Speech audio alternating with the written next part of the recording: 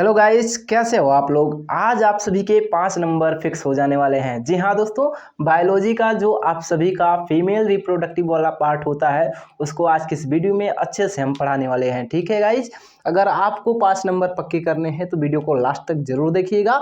अगर आपको female reproductive समझना है तब भी वीडियो को लास्ट तक जरूर देखिएगा गाइस। ठीक है, चलो आज के इस वीडियो को स्टार्ट करते हैं और आपको समझाते हैं फीमेल रिप्रोडक्टिव सिस्टम के बारे में। ठीक है, तो आप लोग यहाँ पे जैसा कि फिगर बना हुआ देख पा रहे हैं, ठीक है, इसमें हम सब कुछ आपको डिटेल में एक एक चीज बताएंगे। ठीक है गाइज, देखो यहाँ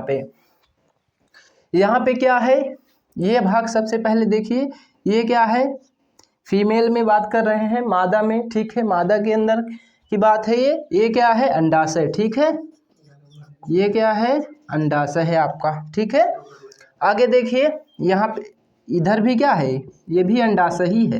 तो मादा के अंदर सबसे पहली बात क्या है गाइज, यहाँ पे अंडाशय, एक जोड़ी अंडाशय होता है। तो अंडाशय कितना होता है, लिख दीजिएगा एक जोड़ी, क्योंकि देखिए आपके बोर्ड एग्जाम में क्या आएगा, बोला जाएगा कि मादा जनन तंत्र का नामांकित चित्र करिए। ठीक है, और उसका वर्णन भी करिए। तो आपको चित्र तो बना देना है और वहाँ पे नेमिंग भी करना रहेगा और उसके बारे में थोड़ा थोड़ा लिखना भी रहेगा।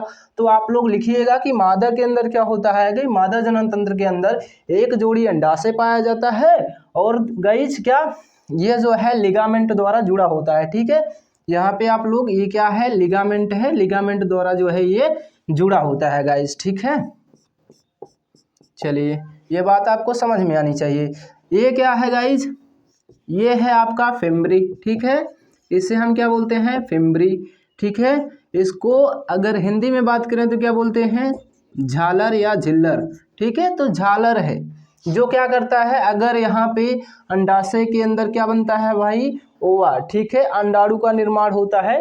यहाँ पे अगर अंडाणु यहाँ से निकलता है तो ये जो फिम्बरी होता है उसको कलेक्ट करने का काम करता है। ठीक है, यहाँ से कलेक्ट होगा, यहाँ पे क्या होता है आपका कीपक। ठीक है, यहाँ पे आपका कीप होता है। ठीक है, ये आपका क्या है, कीपक। ठीक है, और कीप बोलते हैं इसे। और यहाँ का भाग क्या होता है, तुम्बिका।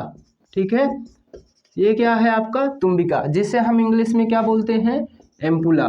ठीक है, ये आपका एम्पुला है। यहीं पे क्या होता है गाइज, ये कीप क्या कर देता है, यहाँ पे इस जो फिम्बरी ने कलेक्ट किया है ओवा को, अंडाणु को, उस अंडाणु को एक कीप में भेज देता है और कीप जो है क्या करेगा, यहाँ से इस अंडाणु को यहाँ पे तुम्बिका वाले भाग में भेज देता है। और यही तुम्बिका में क्या होता है, जब मादा की योनि से, ये क्या है, योनि है, योनि में क्या होता है, जब पुरुष क्या करता है, मादा की योनि में क्या बोलते हैं, वीर्य सेचन करता है, तो यहाँ पे जो स्पर्म होते हैं वो जाते हैं और कहाँ पे जाते हैं, यहाँ पे पहुँच जाते हैं तुम्बिका वाले भाग में। तो यहाँ पे क्या होता है गाइज, यहाँ पे जो है निषेचन संपन्न होता है। तो आपको ये भी लिखना है कि तुम्बिका नामक स्थान पर क्या होता है भाई, कि जो निषेचन होता है, फर्टिलाइजेशन, वो संपन्न होता है गाइज। ठीक है, निषेचन, फर्टिलाइजेशन तुम्बिका वाले स्थान पर, ये भी आपको याद रखना है। तो यहाँ पे देखिए, और ये क्या है, इसका संकीर्ण पथ इसको बोलते हैं। ठीक है, संकीर्ण पथ। ठीक है, इस्थमस बोलते हैं इंग्लिश में, इस्थमस। ठीक है, इस्थमस इंग्लिश में बोलते हैं। और आप देखिए कि ये जो है हिंदी में संकीर्ण पथ बोलते हैं। तो देखिए ये जो संकीर्ण पथ हुआ, तुम्बिका, कीप, ये सब मिला के क्या बनता है गाइज, इसको हम बोलते हैं अंडवाहिनी। ठीक है, इसको क्या बोलेंगे, इसको बोलेंगे अंडवाहिनी या डिंबवाहिनी। ठीक है, अंडवाहिनी। ठीक है, ये है अंडवाहिनी। अगर इसका दूसरा नाम, इसी को हम बोलते हैं डिंबवाहिनी, डिंबवाहिनी। ठीक है, और क्या बोल सकते हैं इसको, इंग्लिश में बोलेंगे तो फैलोपियन ट्यूब बोलेंगे, फैलोपियन ट्यूब। ठीक है, इसको भी आपको याद रखना है। तो कहीं ना कहीं अगर पूछा जाए निषेचन कहाँ होता है, पहली बात तो फैलोपियन ट्यूब में होता है। फैलोपियन ट्यूब में कहाँ होता है, तुम्बिका वाले स्थान पे ये होता है निषेचन। ठीक है, चलो भाई समझ में आ गया होगा, आई होप आप लोगों को। तो यहाँ पे देखिए, आपने अंडाशय के बारे में जानकारी ले ली, अंडवाहिनी के बारे में जानकारी ले ली, उसके बाद बात करते हैं गर्भाशय की। तो देखिए गाइज, आपके मादा में क्या होता है, जो फीमेल में होता है एक ही गर्भाशय होता है, ठीक है। हमने अंडवाहिनी की बात करी तो अंडवाहिनी 2 थी, यहाँ पे एक फैलोपियन ट्यूब है, इधर भी एक फैलोपियन ट्यूब है, ठीक है। यहाँ पे एक अंडाशय है, यहाँ पे एक अंडाशय है, तो एक जोड़ी अंडाशय है, एक जोड़ी अंडवाहिनी भी है। और वैसे ही बात करें जो हमारा क्या है गर्भाशय, तो गर्भाशय केवल एक ही है, ठीक है। ये 3 परतों में डिवाइड होता है, इसको आपको याद रखना है। कौन कौन से 3 परतें हैं तो देखिएगा, ये आपका क्या है, इसे हम बोलते हैं परिगर्भाशय, ठीक है। इसे क्या बोलते हैं गाइस, परिगर्भाशय हम बोलते हैं। और अगर हम बात करें यहाँ पे ये क्या चीज़ है आपका, ये पेशी गर्भाशय, ठीक है। ये क्या है, पेशी गर्भाशय, ठीक है, जिसे हम इंग्लिश में बोलते हैं मायोमेट्रियम। और ये चीज़ क्या है आपकी, ये चीज़ जो दिख रही है आपको, ये चीज़ है एंडोमेट्रियम, ठीक है, एंडोमेट्रियम। इसे हम बोलते हैं अंतः गर्भाशय, ठीक है। तो ये आपका रहा अंतः गर्भाशय। तो गर्भाशय 3 प्रकार का होता है, परिगर्भाशय, पेशी गर्भाशय और अंतः गर्भाशय। 3 परतों से मिलकर आपका जो गर्भाशय होता है बना होता है। ये भाई 8 सेंटीमीटर लंबा होता है, खोखला ये होता है, ठीक है, आपको ये लिख देना है। आगे बात करें गर्भाशय ग्रीवा, तो ये क्या है इसकी, यहाँ पे क्या है, ये गर्भाशय ग्रीवा है, ठीक है, ये गर्भाशय ग्रीवा है। और आगे बात करें योनि की, तो यहाँ पर क्या होती है, ये चीज़ क्या है, योनि है, ठीक है, इसे हम बोलते हैं योनि। तो ये भाग आपका योनि है, ठीक है गाइस। तो आई होप आप लोगों को सारा कुछ नेमिंग इसका करना आ चुका होगा, ठीक है। तो आप लोगों को अगर नेमिंग करने का आता है तो बस आप लोग इतना ही नेमिंग करिएगा और आपके पूरे नंबर आपको मिलेंगे, ठीक है। और लिखने की बात रही तो आप सब लिख सकते हैं कि मादा में क्या होता है, फर्स्टली तो क्या होता है, प्राथमिक लैंगिक अंग, द्वितीयक लैंगिक अंग दोनों होते हैं, ठीक है।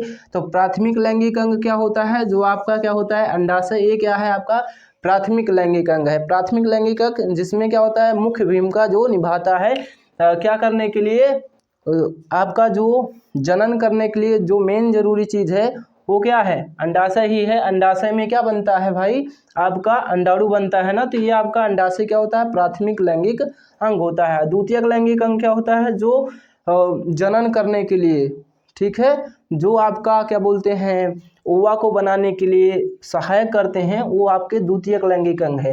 तो यहाँ पे अंडवाहिनी, गर्भाशय, गर्भाशय ग्रीवा, योनि, ये सब क्या है, सहायक द्वितीयक अंग है, ठीक है।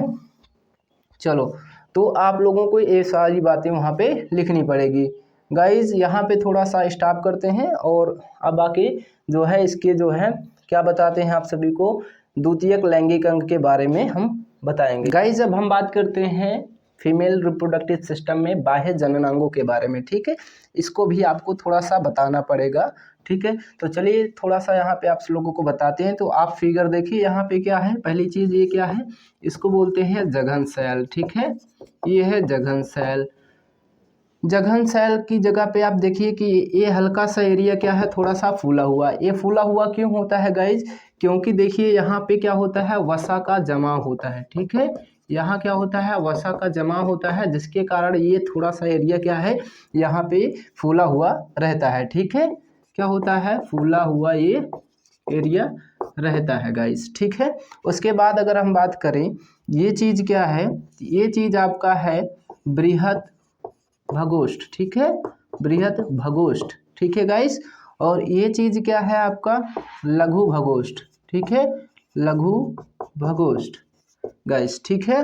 और उसके बाद हम बात करें, ये चीज़ क्या है, ये चीज़ है भग, ठीक है, वल्वा, ठीक है, ये चीज़ है। उसके बाद ये चीज़ क्या है गाइस, ये है हाइमन, ठीक है, हाइमन, ठीक है।